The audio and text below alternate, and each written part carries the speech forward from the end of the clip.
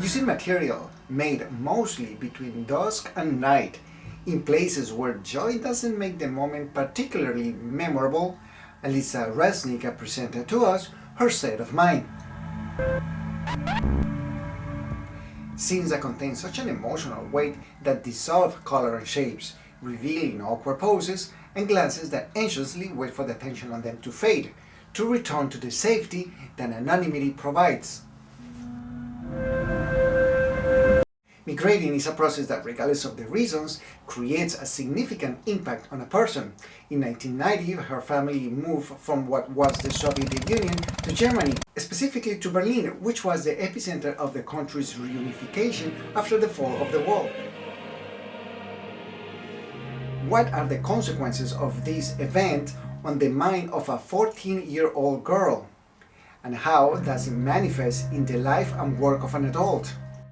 Well, more than a pathological euphoria caused by suddenly having access to freedoms and material goods, or a sense of gratitude and attachment to the nation that made it possible, the mark we see present in her is adaptation. A collection of images that testifies the violent act of intruding into someone's personal space and portraying them.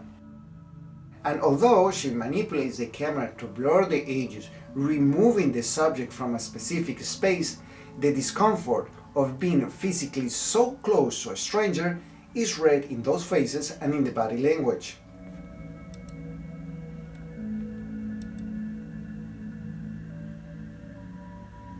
So the question comes naturally: why is it so difficult to accept the other?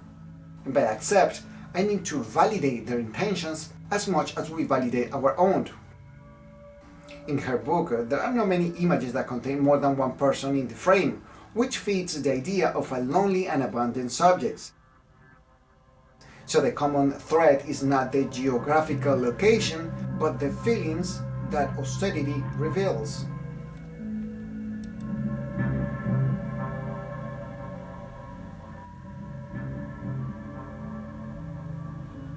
It's a visual report made with the empathy of someone who, although might not know the details in their stories, treats them with a personal identification, respecting the silence in the matter, not because of secrecy, but because remembering is living again, and what was left was not pleasant.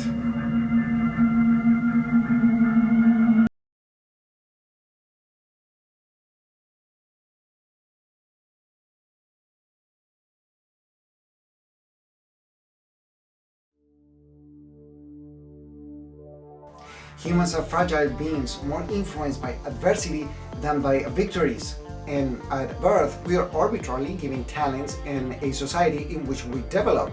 But whether that society values those talents or not is part of the same lottery of life. Despite our personality, we all strive to have the best possible quality of life. It's survival instinct. It's a collective effort, but exercised in a singular way. Resnik's images don't try to diminish that independent action, but to remind us that life is an analogy to a racetrack in which the starting point is not the same for everyone, and that is the solidarity that the photographer's work promotes. My name is Mauricio de Fix. Thank you very much.